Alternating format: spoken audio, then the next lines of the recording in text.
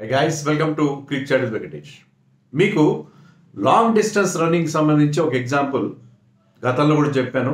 అది కూడా ఇదే టీం రాజస్థాన్ రాయల్స్ సంబంధించి చెప్పింది. అదేంటంటే 5000 మీటర్స్ 10,000 మీటర్స్ లాంటి లాంగ్ డిస్టెన్స్ రన్నింగ్ కాంపిటీషన్స్ ఉంటాయి. ఒలింపిక్స్లో కూడా ఉంటాయి. రాబోయే ఒలింపిక్స్లో కూడా మీరు చూడబోతారు. వాటిలో ఏంటంటే ఒక అథ్లీట్ చాలా ఫాస్ట్గా పరిగెడతాడు. He sets the pace maker అంటారు. సో అతను సెట్ చేసే పేస్ ఆధారంగా మిగతా వాళ్ళు ఫాలో అవుతారు. అతను మనం చూస్తే మనకి ఏమనిపిస్తుంది, ఇతను అందరికంటే ముందున్నాడు కదా, ఇతనే గెలుస్తాడేమో అనిపిస్తుంది. కానీ అతను ఏమవుతుందంటే మొదట్లోనే తన ఎనర్జీ అంతా వేస్ట్ చేసేసుకొని చివరికి వచ్చేసరికి ఆ లాస్ట్ ల్యాప్ లేకపోతే ఫైనల్ బెంట్ దగ్గరికి వచ్చేసరికి అతనికి మొత్తం he will lose team. So అతనికి ఉన్న ఎనర్జీ మొత్తం తగ్గిపోతుంది, చప్పబడిపోతాడు, అతను వెనకబడిపోతాడు. ఒకసారి లాస్ట్ కూడా ఫినిష్ చేస్తాడు. అతనికంటే 3-4 స్థానాలు వెనక ఉన్నవాళ్ళు అతను మెల్లగా ఫాలో అవుతూ కాస్త వెనక ముందు ఉంటూ ఫాలో అవుతూ వచ్చిన వాళ్ళు తమ ఎనర్జీ అంతా కన్వర్ట్ చేసిన లాస్ట్కి వచ్చేసరికి ఆ ఫైనల్ కిక్ ఇచ్చి వాళ్ళు గెలుస్తారు. సో ఇలాంటిది టోర్నమెంట్స్ జరుగుతున్నప్పుడు మనకి క్రికెట్ టీమ్స్ విషయంలో కూడా కనిపిస్తుంది. దీన్నే పీకింగ్ టూ ఎర్లీ అంటారు. అంటే ఒక టీం స్టార్టింగ్లో బ్రహ్మాండంగా ఆడేసి తర్వాత అసలు సిచ్యుయేషన్ వచ్చేసరికి business end of the tournament వచ్చేసరికి డేలా పడిపోవడం, నీరస పడిపోవడం అనేది మనం చూస్తాము. ఆంధ్రుల ఆరంభ సూరత్వం అనే మాట కూడా ఉంది, మనం వింటాం కదా.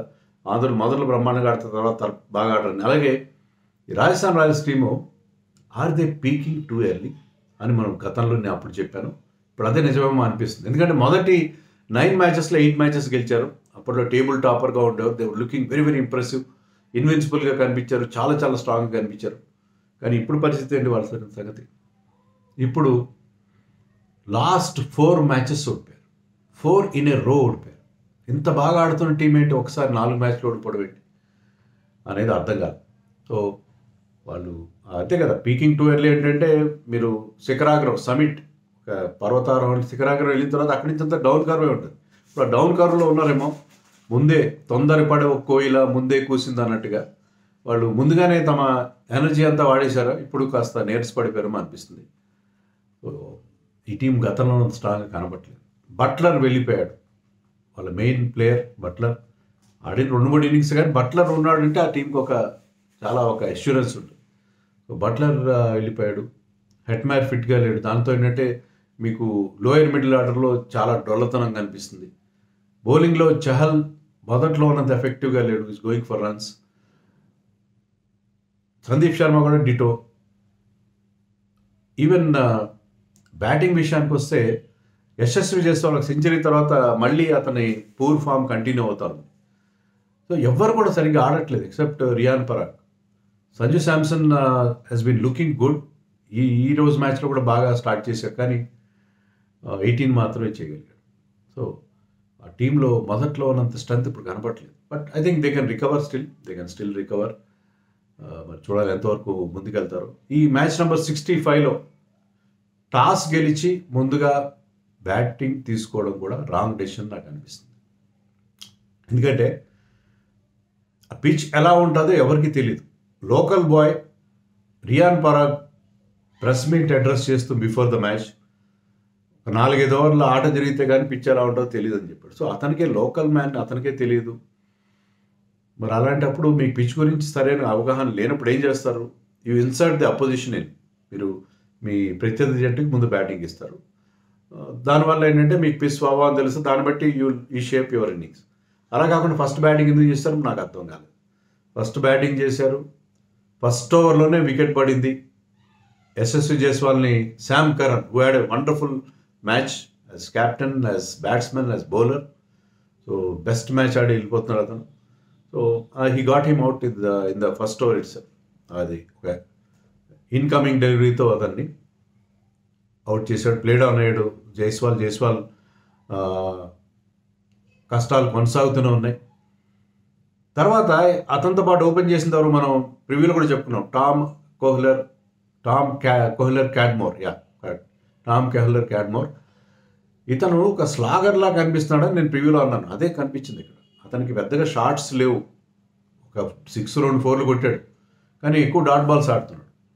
అతన్ని he's unable to pierce the field. Even in power play. So అతను అంత రేంజ్ ఆఫ్ షాట్స్ లేని ప్లేయర్గా కనిపించాడు. సో అందుకని అతను 18 రన్స్ చేశాడు, బౌల్డ్ అన్ని బాల్స్ వేస్ట్ చేశాడు. 73 అంత అతని స్ట్రైక్ రేట్.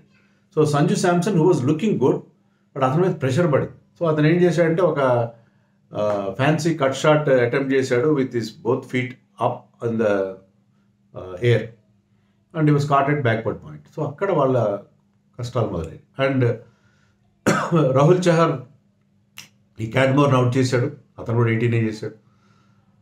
సో టపటపా వికెట్లు పడడం అనేది మనం చూసాం. But Riyan Parag and Ashwin promoted, వాళ్ళిద్దరి మధ్య ఒక పార్ట్నర్షిప్ చూసాం. రియాన్ పరాగ్ తనకు అలవాటైన ఆ గ్రౌండ్లో 48 చేశాడు. అశ్విన్ కూడా ఒక మంచి స్ట్రైక్ రేట్తో ఒక మంచి ఇన్నింగ్స్ ఆడాడు. But that was not enough. తర్వాత ఎవరు కూడా lower down the order Dhruv Jurel కానీ రోమన్ పౌల్ కానీ ఎవ్వరు పెద్దగా రన్స్ చేయకపోయేసరికి they could put on the board only 144. And these bowlers from Punjab Kings bowled brilliantly. వాళ్ళకి ఇప్పుడు ప్రెషర్ లేదు, నథింగ్ టు లూజ్ కదా. పోరాడితే పోయేదేముంది, వస్తే 2 పాయింట్లు వస్తాయి. పోరాడితే పోయేదేమీ లేదు, ఓడిపోయినా పోయేదేమీ లేదు. అందుకే వాళ్ళు చాలా మంచి బౌలింగ్ చేస్తారు, డిసిప్లిన్డ్ బౌలింగ్ ఎఫర్ట్ అందరి దగ్గర నుంచి. శామ్ కరన్కి మరొక వికెట్ కూడా వచ్చింది. Harshal Patel bowled beautifully, Rahul Chahar, everybody contributed. So వాళ్ళకి బౌలింగ్ విషయం నాథన్ ఎల్లిస్కి ఫస్ట్ ఛాన్స్ ఇచ్చారు. నాకు చాలా ఇష్టమైన బౌలర్ అతను, ఎందుకంటే చాలా వేరియేషన్స్ ఇండియన్ పిచెస్ మీద. ఆస్ట్రేలియాకి ఆడినా, గతంలో IPL ఆడినా అతను ఈ ఇండియన్ కండిషన్స్లో is not a typical Australian bowler on those bouncy tracks. ఈ స్లో వికెట్స్ మీద అతని దగ్గర బోల్డ్ అని వేరియేషన్స్ ఉన్నాయి. So he was very impressive in his first outing. So ఈ టుక్ 1 wicket but bold very economical. So దాంతో ఏంటంటే పూర్తిగా స్క్వీజ్ చేస్తారు రన్స్. సో 144 మాత్రం చేశారు. It was below par, definitely below par score ఇది, దాంట్లో సందేహమే లేదు. ఆ బిలో పార్ స్కోర్తో వాళ్ళు ముందుకెళ్ళే పరిస్థితి మనకు కనబడలేదు. బట్ పంజాబ్ ఇన్నింగ్స్ కూడా తడబడుతూనే స్టార్ట్ అయింది. ప్రభ్ తొందరగా అవుట్ అయ్యాడు, బెయిర్స్టో కూడా ఎక్కువసేపు నిలబడలేదు. సో వాళ్ళకు కూడా కొన్ని కష్టాలే కనిపించింది. But they were able to recover fast. 4 వికెట్లు టపటప పడినా కూడా captain Sam Curran found a able partner in Jitesh Sharma. Even Shashank Singh duck out అవ్వడం వాళ్ళకి చాలా పెద్ద సెట్ బ్యాక్గా చెప్పుకోవాలి, మంచి ఫామ్లో ఉన్న player. But Jitesh Sharma and Sam Curran కలిసారు. మనకు తెలుసు కదా, ఇలాంటి చిన్న టార్గెట్ చేంజ్ చేసినప్పుడు ఒక్క హాఫ్ సెంచరీ పార్ట్నర్షిప్ చాలు. But will put lot of pressure on the opposing team. మీరు ఒక 50 కనుక చేస్తే మీకు ఏంటంటే 70-80 రన్స్ వచ్చేస్తాయి. టార్గెట్ చాలా దగ్గర కనిపిస్తుంది. అపోజింగ్ బౌలర్స్ మీద విపరీతమైన ప్రెషర్ పెరుగుతుంది. ఆ 50 runs partnership actually in fact is more than 60 runs partnership came between Sam Curran and Jitesh Sharma. Sam Curran was looking very good. అతనికి ఇది లాస్ట్ మ్యాచ్. ఈ మ్యాచ్ తర్వాత అతను బేస్టో వాళ్ళ కంట్రీకి వెళ్ళిపోతున్నారు వెనక్కి. ఆల్రెడీ లియామ్ లివింగ్స్టన్ వెళ్ళిపోయాడు, రబాడా వెళ్ళిపోయాడు. డిప్లీటెడ్ టీమ్ అయినా సరే Sam Curran played brilliant innings. So వెళ్ళిపోతూ చివరిలో ఒక మంచి ఫినిషింగ్ టచ్ ఇచ్చిపోయాడు.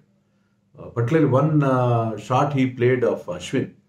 ముందుకొచ్చి ఒక లో డెలివరీని అతను ఫ్లాట్ 6 కొట్టాడు towards extra cover. That was brilliant.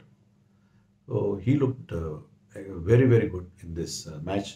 Ashwin వేసిన 15th ఓవర్ అది చాలా డిసైడింగ్. ఎందుకంటే ఆ 15th ఓవర్లో అతను ఒక 6 కొట్టాడు, జితేష్ శర్మ ఒక 6 కొట్టాడు. దాంతో ఒకసారి రన్ రేట్ ప్రెషర్ తగ్గిపోయి రన్ రేట్ అండర్ కంట్రోల్ వచ్చేసింది. అంతవరకు రన్ రేట్ కొంచెం వాళ్ళ స్థాయిని దాటుతుందాం. అంటే ఈ పిచ్ మీద ఓవర్కి 8-9 రన్స్ చేయడం కూడా కష్టమైన పరిస్థితి. కానీ ఎప్పుడైతే ఆ 2 6లు వచ్చి ఆ ఓవర్లో 14 రన్స్ వచ్చాయి కదా, దాంతో మ్యాచ్ మొత్తం టర్న్ అయిపోయింది.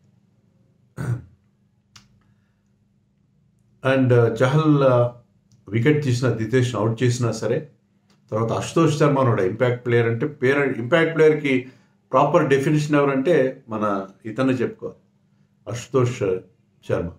సో అతను కూడా ఒక 6 కొట్టాడు. శామ్ కరన్ ఆవేష్ ఖాన్ బౌలింగ్లో ఒక 2 6లు కొట్టేసి ఇష్యూ సెటిల్ చేశారు. సో ఇంకా ఒక్క ఓవర్ మిగిలి ఉండగానే I think they finish the things. So వాళ్ళకి విక్టరీ వచ్చి లభించేది ఏం లేదు. కానీ ఆర్ఆర్కి మాత్రం దెబ్బ కొట్టారు. ఎందుకంటే ఆర్ఆర్ ఇప్పుడు టాప్ 2 ఫినిష్ కష్టం వాళ్ళకి. ఎందుకంటే SRH ఒక్క మ్యాచ్ గెలిచినా వాళ్ళ నెట్ రన్ రేట్ బాగుంది కాబట్టి they will finish in the top 2. ఇద్దరికి కూడా 18 పాయింట్స్ ఉంటాయి. SRH has to win 2 matches actually. So వీళ్ళకి ప్రాబ్లం ఏంటంటే ఎస్ఆర్హెచ్ కనుక 2 మ్యాచ్లు గెలిస్తే వీళ్ళకి ప్రాబ్లం ఉంటుంది. So they have to win the match and have better net run rate to finish in top 2.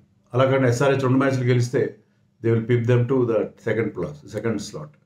So అందుకని వాళ్ళు చాలా ఇబ్బందుల్లో పడ్డారని చెప్పాలి. బట్ ఆఖరి మ్యాచ్లో బెటర్ పర్ఫార్మెన్స్ ఇస్తారేమో సంజు అనుకో మనం ఎక్స్పెక్ట్ చేద్దాం.